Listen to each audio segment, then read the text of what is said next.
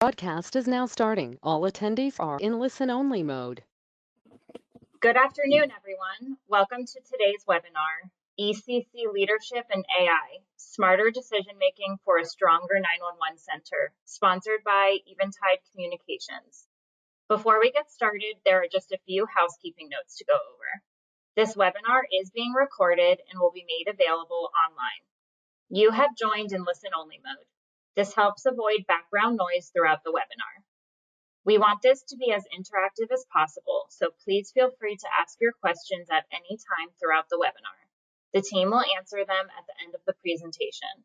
If you would like to ask a question, please use the question box in the control panel located on the right side of your screen. We will try to get to as many questions as possible. Now I'm going to turn it over to Robin with Eventide Communications. Thank you, Lisa, and thanks to all of you for joining today. I'm Robin Moore from Eventide Communications, and I'm honored to be your panel facilitator today.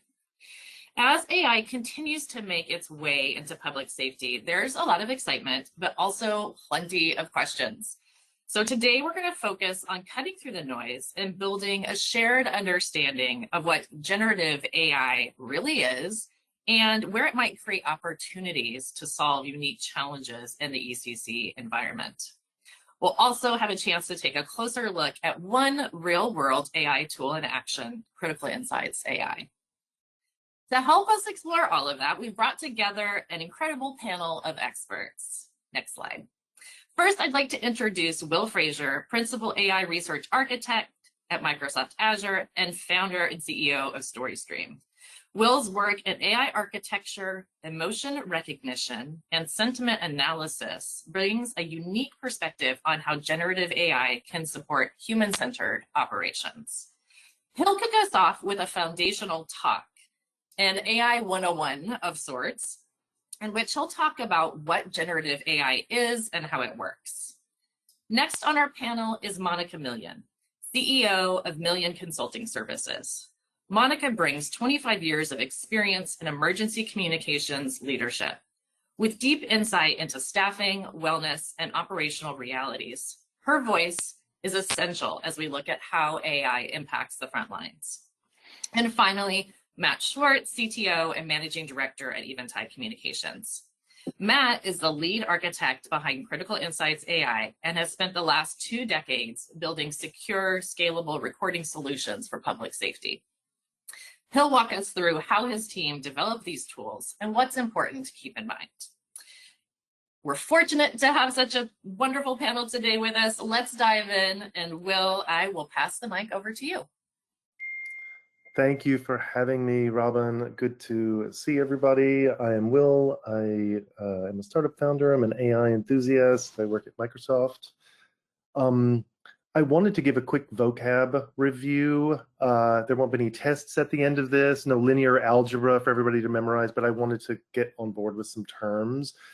AI, generative AI, LLMs are large language models. They're all a way of saying the generative AI that you might find on chatgpt.com, Gemini, the Google LLM, large language model. They're a conversational AI, so you start typing into the web browser and it responds with text. I don't have enough time to go into all of the different terminology that we have. Tokens are sometimes a replacement for the words we use, but I think that's a good enough start for now. Next slide, please. I'm really excited to talk about this. I'm in the precarious position of having to explain LLMs in 3 minutes, so if I gloss over something, please cut me some slack. I wanted to demystify LLMs just a little bit and tell you what's really going on, because I think there's a lot of hype about it. And so if you can finish this sentence in your mind, row your, that word that appeared in your mind is what, it's the essence of what large language models like ChatGPT and Gemini are doing. It's the essence of what generative AI is doing. It's a little bit different for image generation. They use convolutional neural networks, but for the chat-based models, this is kind of what we're doing. Everybody knows what's coming next because in your brain, there's a neural network that understands patterns. and it understands that every time in your life when you've heard those words, row, row, row, your, the next word is boat. And you've learned that, and that is a pattern in your brain. In fact, neural networks and large language models are built on the modeling the human brain. So it's really interesting. So if I were to ask you, you know, happy birthday to, you would be able to finish that sentence for me. And so this is really the essence of scaling up. If we have more phrases, if we start putting in books or poems or songs or PowerPoint decks or business presentations or, you know, other kinds of documents, your brain could learn what kind of came next, or at least start to have a pretty good feel for the next word. And that's exactly what OpenAI is doing. That's exactly what Google is doing, except they're scaling up to an absolutely astronomical amount. And so when you chat with AI in, you know, chatgpt.com, what you're doing is really talking. This ship here on the right is probably like one millionth of what it probably should look like. It's absolutely vast neural network of data that's looked at all the data from the internet that it's found over the last, you know, as many documents as it can get its hands on. So it's a very large neural network. Okay, next. So that's it. That's all the theory. I wanted to talk to you guys about how I use AI, because I actually think that's the interesting part. You know, 18 months ago, I think I was just like everybody. I would come to this text box in ChatGPT and sort of bark orders at it. Give me information on Timothy Chalamet, you know, and it would give me information on Timothy Chalamet, but it would give it to me in sort of boring Wikipedia style information, right?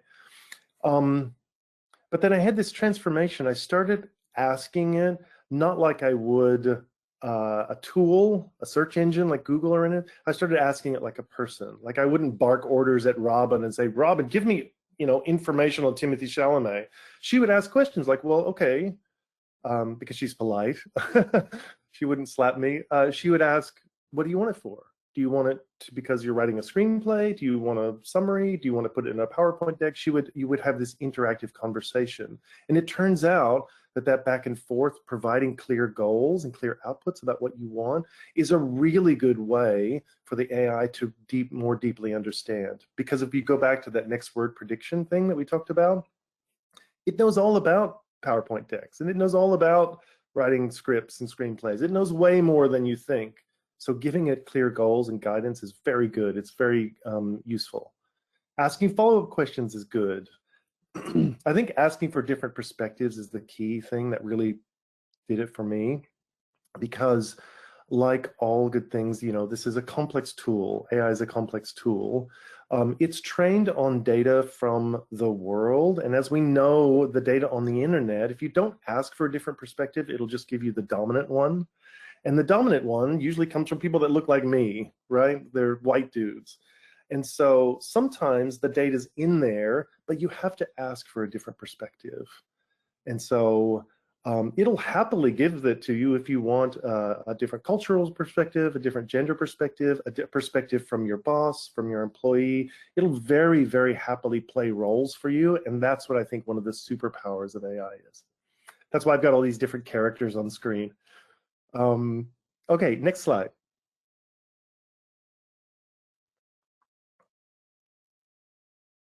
Okay, so some of the things that I use AI for, there's a lot. You can really, I want everybody to sort of think of AI. If you haven't used ChatGPT or Gemini or Claude, go play with it and really kick the tires, you know, really ask it to play roles which are challenging or which you think are difficult, right? So I've done a bunch of different things, like you really get it to be a developmental coach for you and be honest, ask it to give you honest feedback, ask it for what you really want in the format that you really want it, and it'll play along. It's really good at playing along. I am a AI startup founder, which is super relaxing. So I, you know, like every good startup founder, I had a pitch deck and had words in there like synergy and, you know, had percentages and And I thought I did a pretty good job. And I put it into AI, and I asked it to be a very skeptical business plan reviewer. And it went through my business plan and highlighted this word is not right. This word is just fluff. This percentage doesn't match this percentage. You're making up a number here. This whole thing doesn't make sense. It sounds fake. It sounds like fluff. It was brutal, but it was exactly what I needed to hear. It was really good because large language models like ChatGPT know about business plans. They know it really well. Another thing, this, along the lines of a role play that I found really, really helpful is in this age of kind of remote work, it's to be a role play partner for difficult conversations. So if you're a manager having a difficult conversation with an employee, if you're an employee having a difficult conversation about another employee and you just want to rehearse, you can set up a persona, write some text into ChatGPT and say, hey, I want you to role play this with me. You're going to be this persona and I'm going to ask you questions and we're going to have a back and forth, and it will happily do that all day for you. If you use one of the apps on your phone, there's a speaking feature that you can use, and it'll do that with a live voice call. So you can do that on the drive into work as well. It's really, really wonderful. It'll give you feedback, it'll give you resources. If you tell it to be kind of evidence-based, it'll, if you tell it you want to come from this perspective, it'll do whatever you want. You have to be clear with your instructions. So one pro level thing that I will give you, if you've mastered all that, firstly, you're probably a Jedi, but if you really want to take your Jedi up a level, one of the things that you can do is, when we're starting to type into ChatGPT, that's called a prompt, when you give it instructions about what you want. AI is really good at creating prompts. So what you can do is really ask it to create a prompt, ask it to create the information, a question that has more details about what you want, and then take that question from the first window, paste it into a second ChatGPT window, and ask ChatGPT a prompt that came from the first AI. So it's kind of like getting AI to ask AI a more detailed question. And it does it. I agree, Will. Yeah, it's good. It's very pro level. So I really wanted to give you a very high level overview of what AI is, how useful it is, because sometimes there's some hesitation or some fear about what it is. Use it for personas. Use it. There's a lot of information there, but you have to ask for it. So hopefully that's been helpful. I think the work that you all are doing here is so impactful. I'm so excited to see Matt's presentation, Robin's presentation today. Thank you very much for having me. I've been Will Frazier. Thanks, Will. All right. Now that we're grounded in concepts of generative AI from Will's lesson, let's turn our attention to the very real challenges in the ECC and take a look at how AI can help solve those problems. For the next portion of our webinar, we'll chat with Monica Million and Matt Schwartz. Monica, I'd like to start with you. You travel across the country training ECC telecommunicators and leaders. What are the challenges telecommunicators and ECC leadership are facing today? Yeah, the biggest challenge is the staffing. They just do not have enough resources to do all of the tasks they're required to do to meet the needs of their community and whatever agencies they're providing service for, dispatch services for. That's fundamentally the challenge. Yeah. Drawing on your past experience as an ECC leader, if you had had a little more time to focus on the parts of the job that really mattered, what would you have spent your time on? And I'm also curious what got in the way of that. Yeah, really. So the conversation that I have with ECC leadership these days is really surrounding what has happened that transformed 911 or ECC centers in the last 10 years. And it comes from government services retracting during the last recession in the early 2000s. And really the 911 centers, the ECCs, becoming the dumping ground, if you will, of all of that extra government work. And by that, I mean contacting the assessor's office, contacting your jurisdictions, utility services, animal control services, all of those tertiary duties, 911 10-digit administrative lines became the place that city and county leadership will just have the 911 center answer it. They're there 24/7. Unfortunately, in most of our cases now, that is the majority of our business. That's upwards of 3/4 of the number of calls that we take, not 911 calls. And we really need to be able, we train, we invest a lot of money and time in training our professionals to answer the emergencies of our communities. And two things that this transference of activity created a morale problem, because now we're taking away from the people who came to this industry to give back to their community, having a real sense of giving back and making a difference, to now I'm answering, okay, what time is animal control open, or what color trash cans are out in my community today, and just really not the kinds of things they were passionate about when they came to the job. And then compound that with the fact that we just don't have as many people answering our want ads, our call for applicants anymore as we used to. And as I explained to directors and managers all over the country, you have to begin to leverage technology to mitigate these gaps, because we're not going to get 300 applicants for our jobs anymore. That's just not the market. And so how can we leverage technology to solve some of these problems that have been placed upon us? Thank you, Monica. Let's go to our next slide.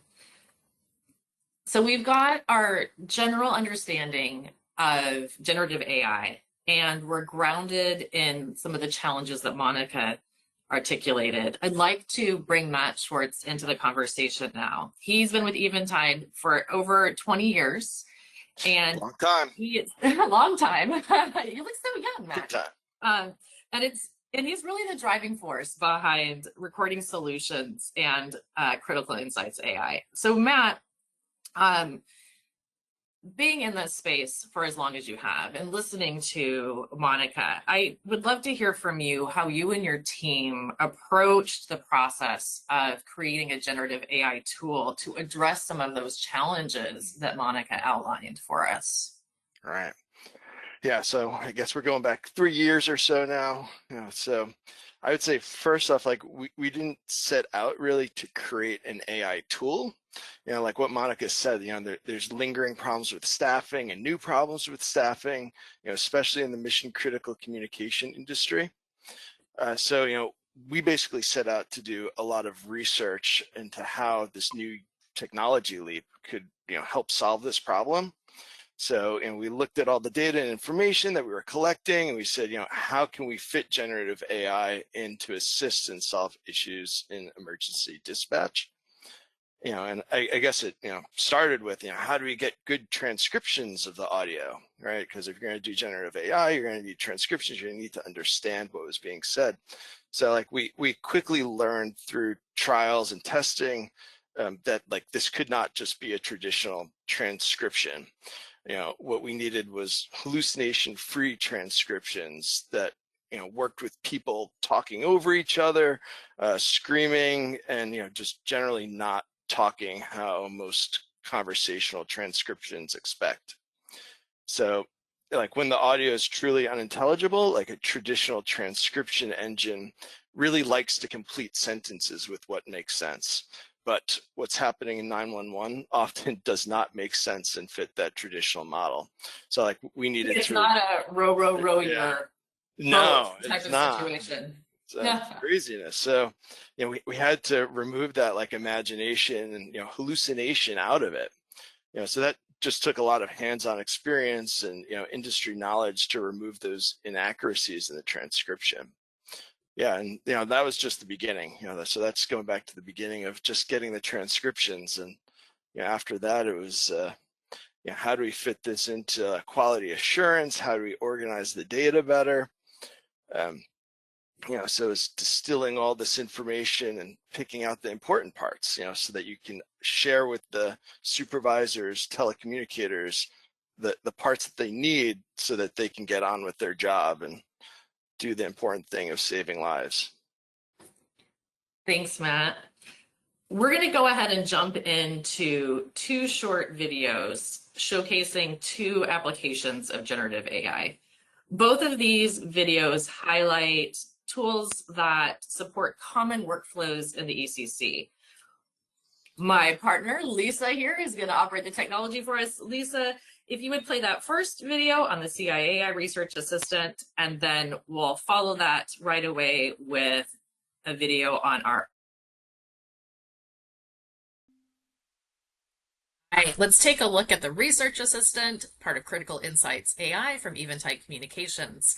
Now, there's 2 different ways you can conduct a search. Let's open up the Research Assistant by clicking on the magic wand, and let's type our request. Poll all medical calls from the first week of June 2022. I'm going to hit enter, and we know the Research Assistant is searching all of my records for that particular date and medical calls. And you can see that it's identified 594 calls. Now, the other way to search is by voice activation. I'm going to do that by clicking on the microphone here and holding until it turns green. And the Research Assistant is now listening for my command. Hey, Assistant. Please pull all medical calls having to do with CPR from that first week of June 2022.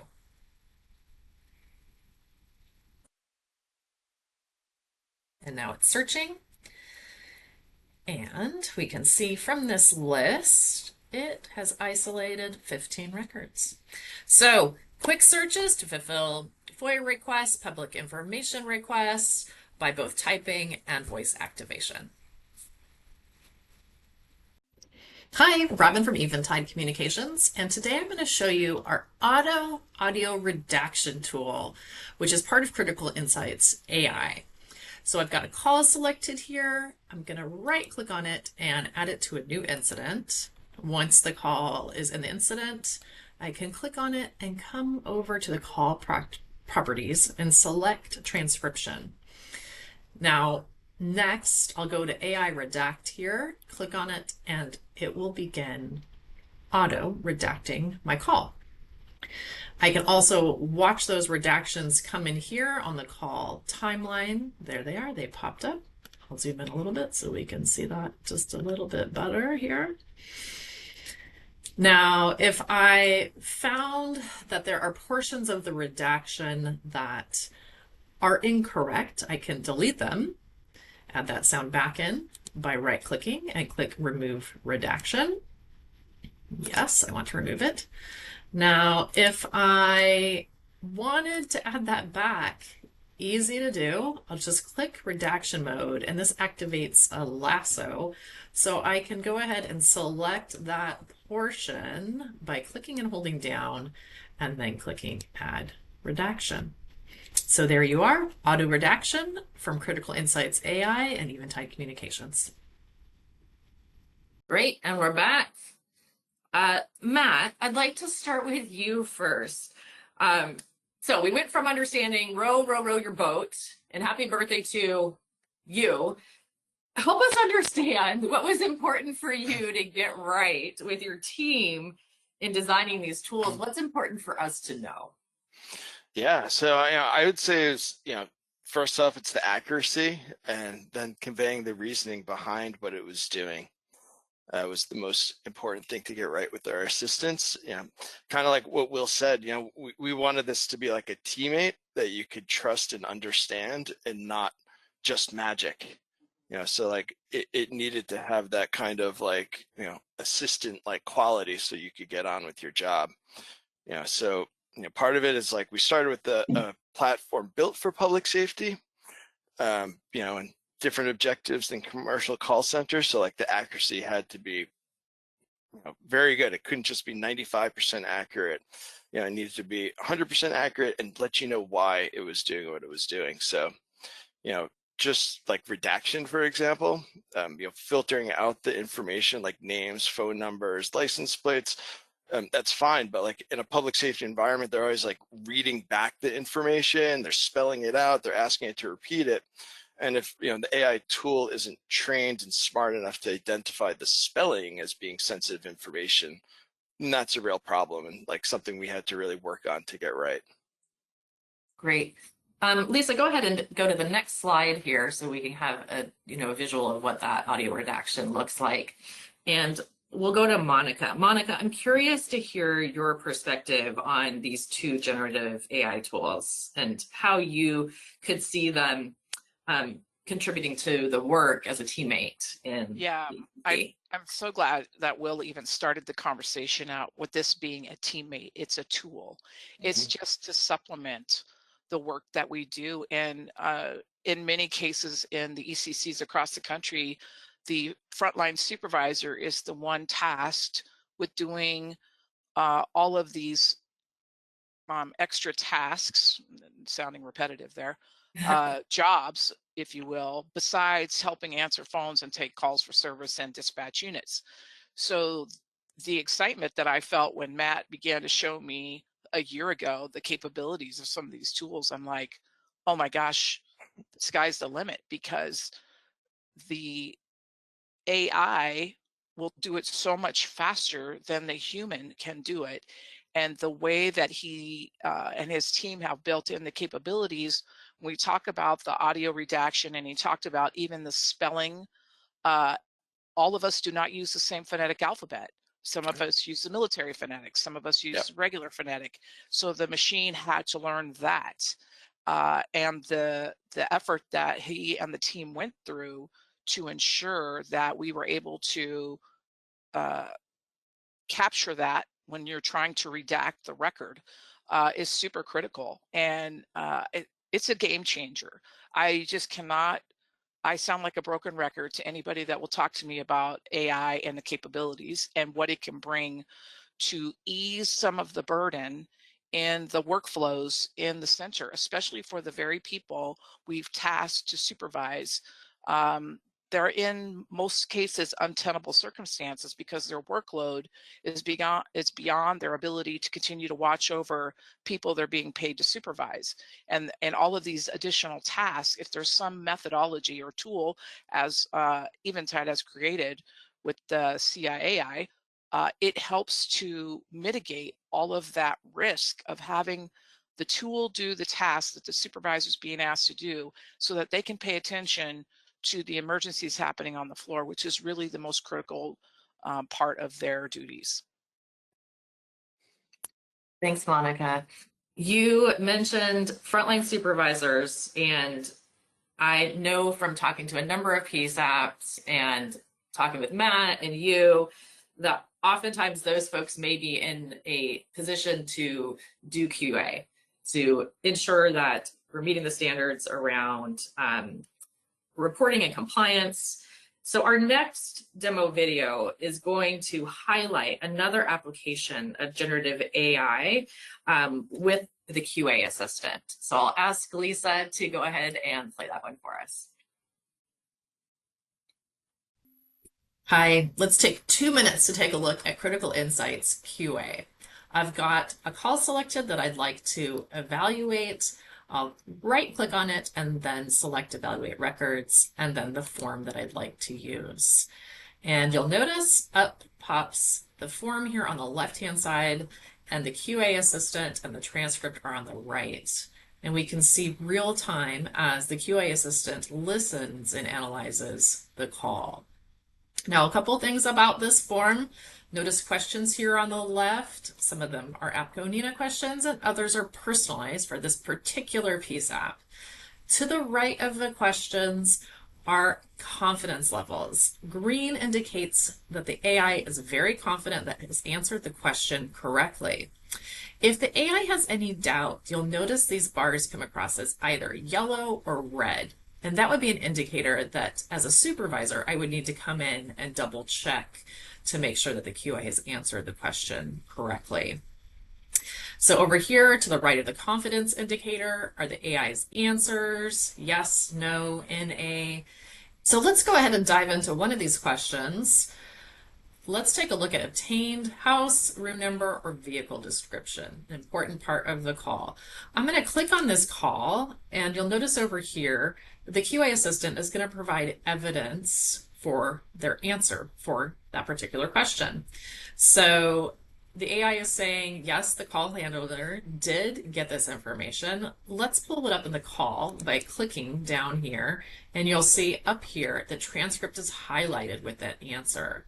If I want to listen to double check, I can click on that part of the transcript, and it will take me to that portion of the call to listen. Silver, Nissan Rogue. There we go. Now, let's say I disagree with the way the AI has answered one of the questions. I can click no, and you'll notice that the AI says here, looks like I may have gotten that answer wrong. Would you like to improve how I answered that question in the future? We can click yes and provide coaching to the AI as to what it needs to look for or how it needs to answer it differently and why. I'll hit cancel there because we were happy with that answer.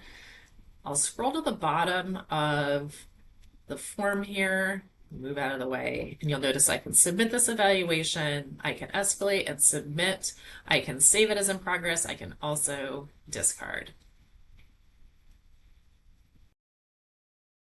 All right, I think we're getting back here. Here we are. Well, let's talk a little bit about the QA assistant. So let's talk about actually Monica first for this one. Monica, how can you see utilizing the QA assistant in the ECC? What do you see as the value here? Well, let's talk about service delivery expectations, right? Everybody, every community, every chief, every sheriff, every executive has certain service delivery expectations. And really, it is a best practice model touted by both NINA and APCO, our standards development organizations in our profession, that an ECC has a quality assurance program of some kind that measures the level of work, the level of service, if you will, that's being provided by their 911 professionals. This quality assurance tool will help them do that.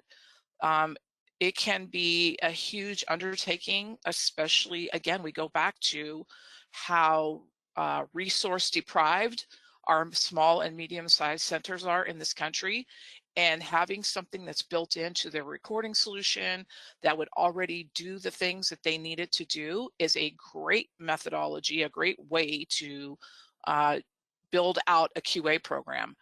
Now, instantaneously, the supervisor can go click, pull the call up, use the QA questionnaire that's been developed for their agency, however they've programmed it out, right? And they can address performance issues immediately in a very short period of time, making it a lot more preemptive, if you will. I use that term a lot in dealing with performance issues. It is reactive because it's after the fact, but it's more timely, if you will. And really helps us to get ahead of the habits that we build in those kinds of evolutions of performance, right? When we do a bad thing, nobody corrects our behavior, and then it continues to escalate till it becomes something really bad, and we don't want to do anything that harms the public or our responders. And again, it goes back to the ease of use of the tool and how the AI can grab the call, grade the call, without the supervisor having to sit there and go find it, because the tool already does it for them, and then go through the questioning, listening for every nuance, if you will, every question that you're supposed to respond to. Again, it just makes the supervisor's role much more effective. And hearing that turnaround time is just critical, that turnaround time to the telecommunicator around that feedback to growth and ensuring that service level is meeting that high expectation of the community. Yeah, because now our reality in the ECCs, the average tenure of an employee is 2 to 3 years, 24 to 36 months. So we have very little time to train them, to get them to do the job, and then to get them to do it consistently, correctly. Yeah, Great. I'd also add to that, by automating 100% of the QA, it really enables the supervisor to spot trends on how their agency is performing. So like, they don't need to wait for a problem to happen. They can see it. We'll chart it for them over time, and they can look and say, yeah, everything's getting better, everything's great, or ooh, there may be a problem here. Need to And I dig love into that I love that you said that, Matt, because it does show the agency's trends. So maybe we updated a policy and we didn't do a great job as an organization of training the material. So the trend would show through the QA tool that everybody, or most of the majority of the employees, are missing certain data points, right? Absolutely. And that would be very quick for them to then create a new training item or training tool for them to correct the gap that was created by not having effective training in the first place. Did this message get through to everyone? Like that's one thing we're really seeing. They're like, oh, we changed this policy. They really have to ask this question in this situation. And like, are they actually doing it? Well, like this tool can let you know. Right. Matt, talk to us a little bit about I believe there's several different modes for evaluation. Can you tell us about that? Because what we saw here on this demo video appears that we've selected one call and we've gone ahead and just looked at this singular call. Right. So, we have two modes. One is we're calling the assisted mode, where you can select a call or have calls selected for you. And a supervisor can go through and use our assistant to assist them to do the evaluations. So that involves some manual input, and that's good because they can put their feedback into it. They can write their own comments. We'll point them at areas. We're like, hey, take a look at this part of the call. Is that how you wanted it to go? And they can put their own feedback in. So that's the first mode. The other mode is the fully automated mode, which is great for compliance and spotting trends. So this will go through and you can say do 5%, 10%, or 100% of your calls in near real time. So as soon as the call finishes, it can be evaluated and you can get instantaneous feedback on how call handlers are doing. And that's really good for spotting trends and achieving compliance. Question from one of our audience members, Brian writes, does it evaluate the professionalism of the transcript? And maybe Matt, you can talk to us a little bit about the questions here and what you and your team have done to help the AI ask questions or answer questions and analyze. Does the telecommunicator show empathy? Do they stay calm? Absolutely. So like we put a lot of effort into that, and we put a lot of technology into it. We have not only generative AI solutions where we can judge it based on like what was said in the conversation and how they responded, like were they rude in their questioning, that kind of thing. But we also do voice sentiment analysis. But what we found with that tool is it tends to not be as useful as you think because each telecommunicator, reacts differently. So we do judge the empathy, but we don't really do it by the voice inflection so much because that tends to get misleading results. Sounds like a deep study of sentiment analysis in this very particular environment, right? Like we've talked about the LLM that you've developed is very specific to this environment. It is not the same LLM that you would, see at ChatGPT because this is such unique discussion. Much different requirements than a call center where they're like, do not, interrupt someone. This is like, no, you need to get the location. Like that's okay to be like stop, we need to get your location. Yes. But Matt, could I follow on to Brian's question? I might come at it from the ECC perspective and maybe have you answer this question. You can tell the model or you can tell the tool, look for these key words, please, thank you, did the call taker set expectations? Meaning that the call taker described, we're going to be there, we've sent help. You can already program into the tool those kinds of things, which I think would indicate that the call taker was handling the call in a professional manner. Absolutely. In fact, we had one agency that wanted to make sure that they were providing reassurance that call was on the way. Like that was like one of their things. So we could do that. We could judge that, they gave proper reassurance. We could, provide indicators that the caller did not understand the situation, that call was on the way. Cause like, I guess they were constantly being faced with people being like, is the ambulance on its way? Is the ambulance on the way? And they weren't saying like, yes, they've already been dispatched. Like, we're just trying to triage here to get more information.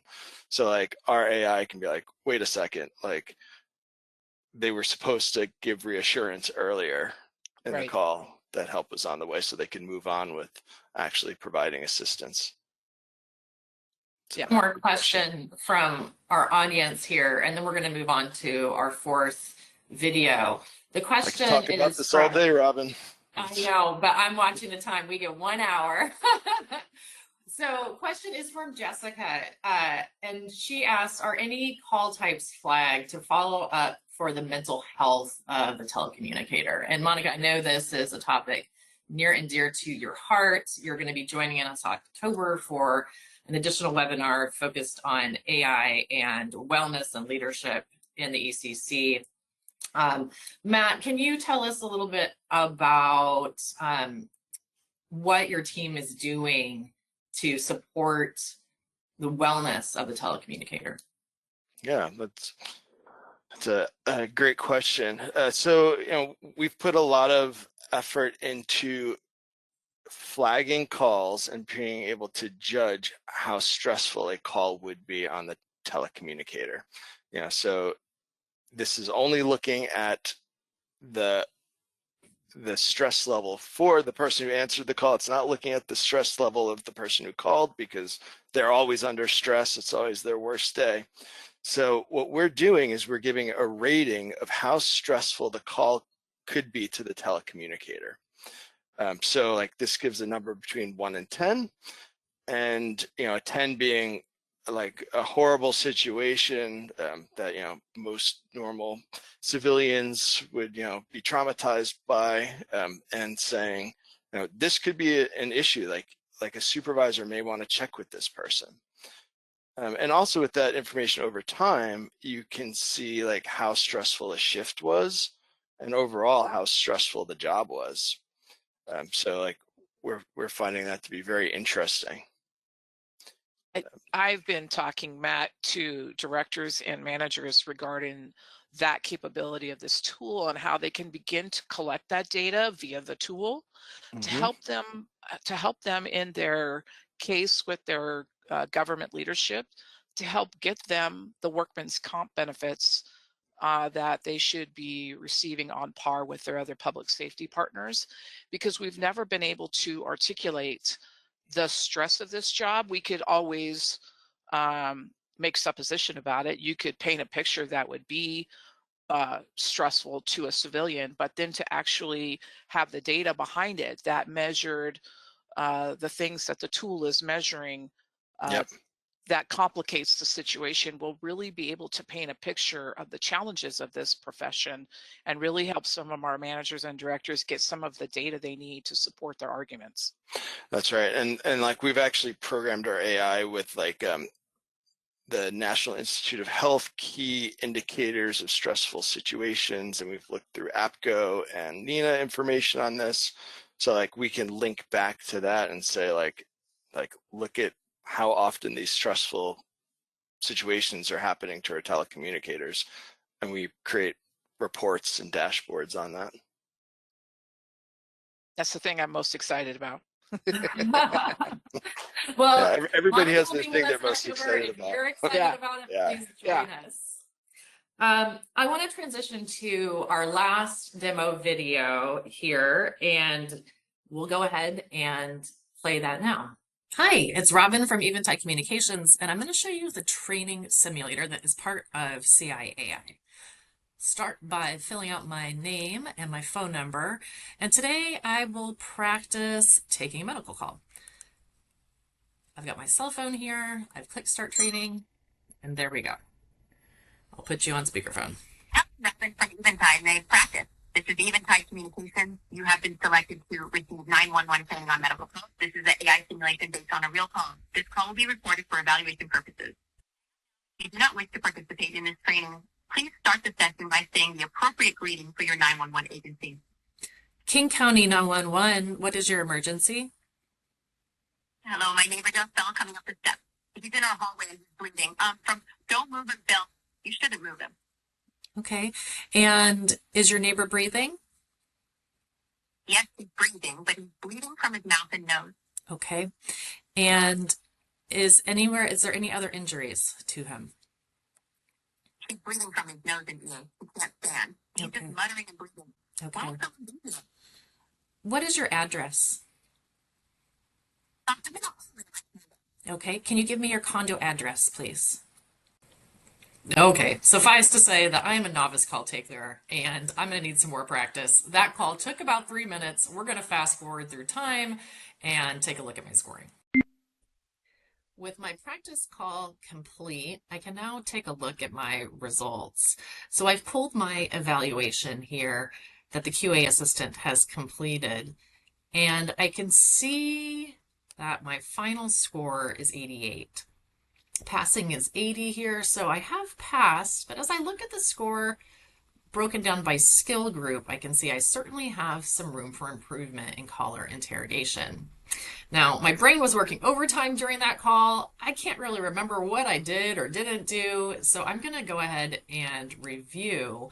And as I look through these questions, I can see, yes, I got the call location verified. I also obtained the house number, but I did not ask for the caller's name or obtain their phone number. So that's a really big missed piece there. I'm going to go back and practice another call and ensure that through the course of the call, I get that nailed down.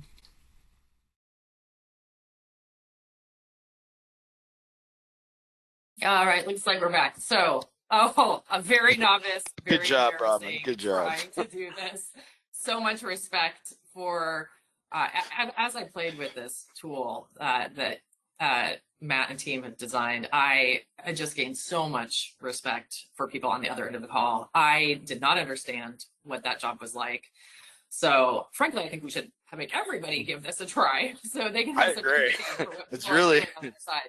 it's really revealing how difficult it is. It is, and I have to tell you, so one of the key topics that I speak about across the country is training and training programs.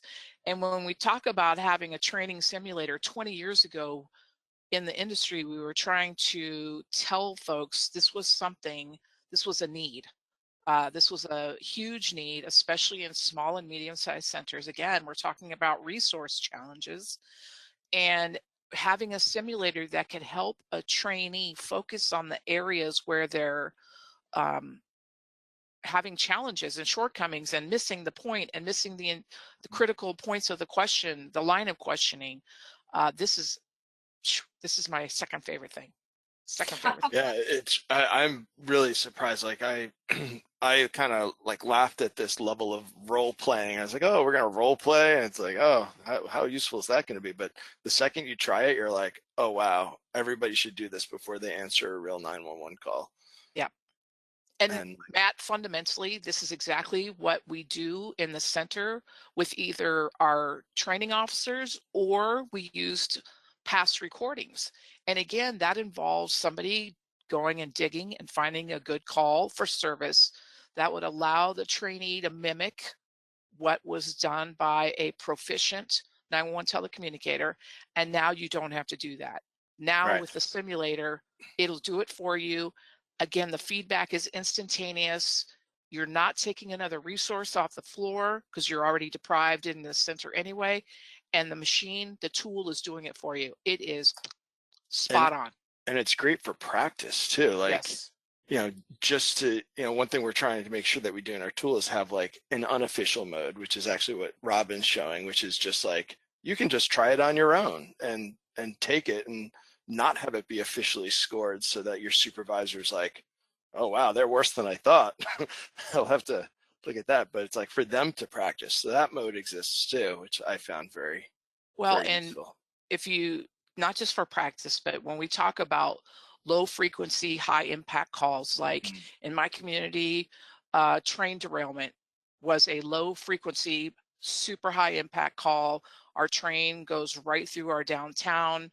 The train that comes through my community most of the time has hazmat, as most of the trains do in this country. And so there's huge impact to the population. Low frequency, high impact calls. This simulator could be a great way for people to stay fresh and current and up to date and practice those scenarios. Yeah, and it's like we're building a huge library of training simulations, but the really cool thing is, like, with generative AI, we also can summarize an actual 911 call where you can be like, oh, this happened at my agency. It didn't go well. We should have done it better. You can turn that real call into a simulation, so you can go back and practice on that. Yeah. So like just that time of like having to like get an actual call, have someone do it, like you don't have to do that anymore. It just becomes like automatic to be able to do this kind of training. Yeah, unbelievable. It is so, I'm so excited.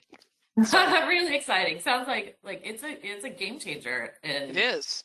support, learning the job, and training for those scenarios that don't happen very frequently, but gosh, are they important to get right.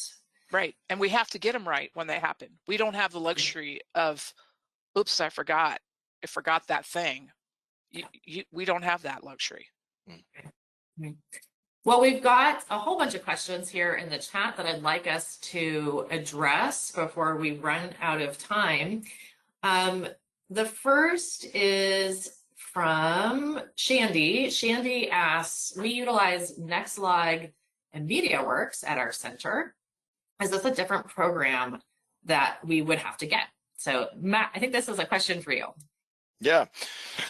So, it's a complement to your Nextlog recording system. So, it should be the tools that you're familiar with, but it is a new platform with the new tools and assistance built into it. So with your Nextlog click of a button, you can kind of be up and running with this, though. That's like the really cool thing. So it sounds like, Matt, your team really was looking for a low lift and learning how to use these tools. We didn't want to produce something totally different, but you wanted to build them. Definitely a big part of our AI initiative is like assistants that fit into the existing workflow, so that it's enhancing what you're doing. You're not starting over from scratch with a new set of tools. Great. Another question comes from Jennifer. Jennifer asks, I'm curious if this can be tailored to your agency's specific needs. It's a two-part question. And can it be programmed to send a notification to a specific person if certain types of calls come in? Like, could it notify the manager if a critical call was taken so they know to follow up? Absolutely. Yeah, so we're doing a real-time situational awareness with this. So you can program in situations that you want to know or specific words, and in real time we can detect that, send a notification to a cell phone, a mobile device, email, or one of our applications. And the cool thing is, we send you like the transcript of what was happening, so you can look at it, review it, and click on it just to start listening live. Yeah, because any manager or director is going to want to know if there's an officer involved shooting, if there's a Mayday call for our fire folks, all of those kinds of things. That was a good question. Yeah, so we didn't really touch too much on the AI's power and situational awareness, but yeah, the possibilities there are immense, just to like have a purview of exactly what's happening at your center at any time. What kind of calls, what the important calls are, the stress level of your telecommunicators, and important incidents that everybody should be aware of. A couple more questions here. We've got 5 minutes. Let's go. Actually, this is a great question from James, and I think Monica, you might be the person to ask the answer here. Any advice on how to convince our chain of command to be more open-minded to AI? It can be difficult with an old guard type of thinking. Yeah, you know what? First, it has to come up. You have to start with education. The biggest fear, we start out with fear of the unknown, And even as I did a short stint at Amazon Web Services, as soon as you said artificial intelligence, machine learning, people began to freak out because they just didn't understand the technology, and they were most of the time incorrect in their understanding. So you have to take a moment, you have to take the time to build in an education to your leadership. This is what this technology really does. And you have to ensure them that it's going to be, as Will described, as Matt described, a teammate, a tool, something to help mitigate your particular staffing model that you have today. And then talk to them about the capabilities of the tool. But first you have to start with education. Great question. All right, one more. This is from Tammy.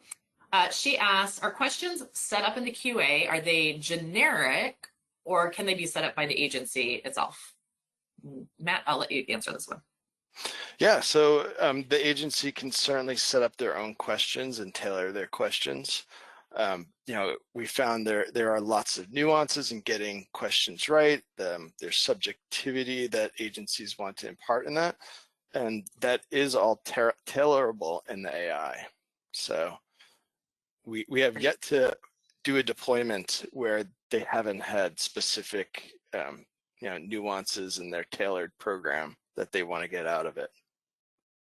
And from studying the QA, as I have in making all of our demo videos, I know that we lean heavily into the APCO and NINA questions, standards for answering. So you will see many of the questions that you're familiar with, but as Matt said, the platform is also built in a way where it's easy to add questions and personalize, because we know it is different out there from county to county what you're expecting to assess. So some commonalities, but also allowing for some differences. All right, we just have a few minutes left, so I want to wrap up. First, I want to thank our incredible panelists, Will, Monica, and Matt, for sharing your expertise and perspectives. We hope today's discussion has given you a deeper understanding of generative AI as you evaluate AI tools and make important decisions about how you integrate them into your organization. You probably still have a lot of questions, so to that end, we invite you to learn more. Please visit our website, and we encourage you to join our LinkedIn community, and we'd love to continue the discussion there. If you're interested in diving deeper into your ECC's specific needs, please contact us for a demo at loggers@eventide.com. And last but not least, oh, there it is, with some QR codes. We'll put that back up here in a minute as we exit out. But go ahead and go forward one slide, Lisa. We'd like to invite you to our next webinar on October 3rd.